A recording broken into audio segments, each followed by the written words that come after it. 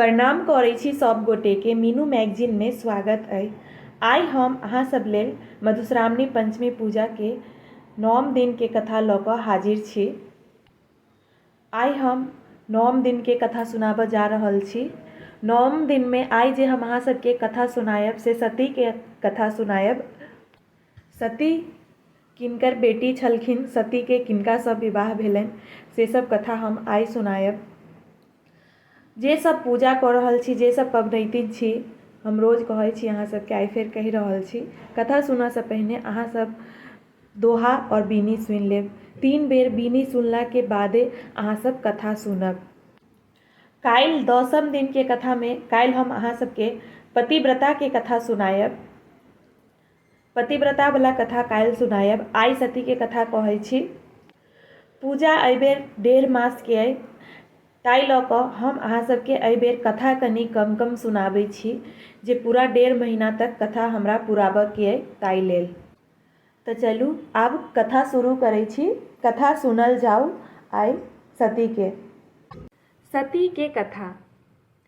सृष्टि रचना में पहिने विष्णु, तखन महादेव आ फेर ब्रह्मा के जन्म भेलनि। ब्रह्मा अपन शरीर सँ देवता आ ऋषि मुनि, मुँह सँ शतरूपा नामक स्त्री आ मनु, दहिना आँखि सँ अत्रि, कान सँ मारीची आ दहिना पाँजर सँ दक्ष प्रजापति के जन्म देलखिन। ब्रह्मा के संतान सब सेहो सृजन करय लगला। मारीचिक बेटा कश्यप आ अत्रिक पुत्र चंद्रमा। मनु के 2टा बेटा भेलनि, प्रियव्रत आ उत्तानपाद, और 3टा बेटी, आकृति, देवहूति आ प्रसूति भेलखिन। प्रसूति का बियाह दक्ष प्रजापति सँ भेलनि, जिनका सँ 60टा कन्या का जन्म भेलनि।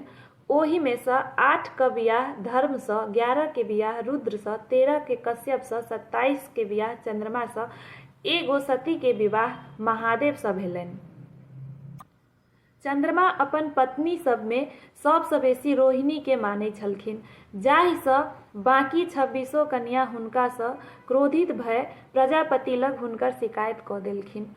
प्रजापति चंद्रमा के बुझेलखिन, मुदा ओ कोनो बात के ध्यान नहीं देलखिन। तो प्रजापति क्रोधित भय हुनका श्राप द देलखिन चंद्रमा के, अहाँ के क्षय रोग भ जायत आ अहाँ के संपूर्ण शरीर गल जायत। चंद्रमा के शरीर दिन दिन आब गलऽ लागल। ओ सब सँ गुहार लगेलखिन, मुदा कियो हुनकर मदद नहीं केलखिन।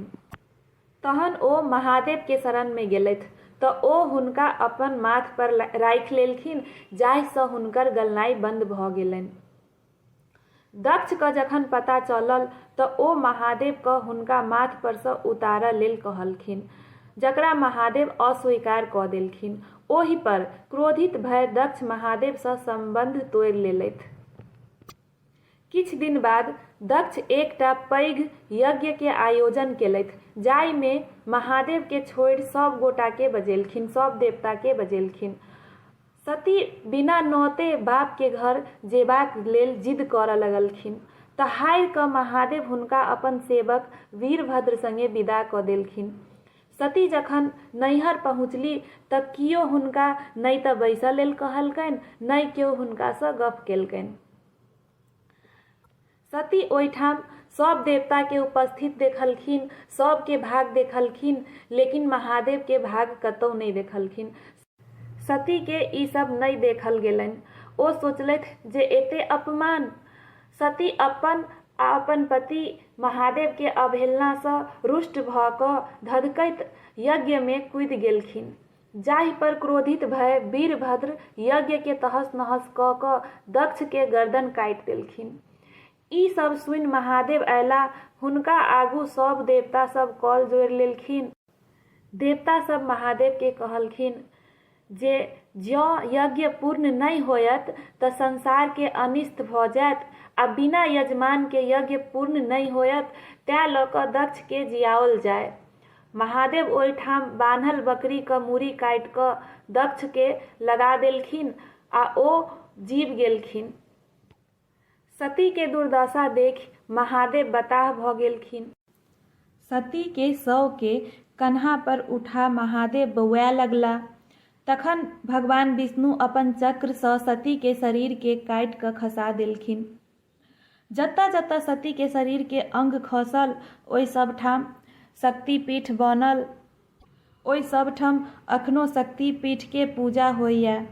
आ तखन भगवान विष्णु महादेव के कहलखिन कि सती के फेरसँ प्राप्त करबा के हेतु अहाँ तपस्या के लेल चलि जाउ। तपस्या के हेतु महादेव कैलाश छोड़ हिमालय पर चलि गेला। यह छल सती के कथा। एहि के साथ साथ आइ 9म दिन के कथा समाप्त भेल, सती के कथा समाप्त भेल। काल्हि हम 10म दिन के कथा लऽ कऽ पुनः हाजिर हैब। काल्हि हम अहाँ सबके पतिव्रता के कथा सुनायब। बहुत नीक कथा छै, काल्हिवला कथा सेहो अहाँ सब सुनब, नीक लागत। जे सब कथा सुनि रहल छी अहाँ सब लाइक करनाइ नहि बिसरब कथा सुनला के बाद में, और शेयर करनाइ नहि बिसरब। अहाँ सब बस खाली लाइक शेयर और सब्सक्राइब कऽ देबै। तऽ चलू आइ हम आब विदा लऽ रहल छी। काल्हि हम पुनः 10म दिन के कथा लऽ कऽ हाजिर हैब। धन्यवाद।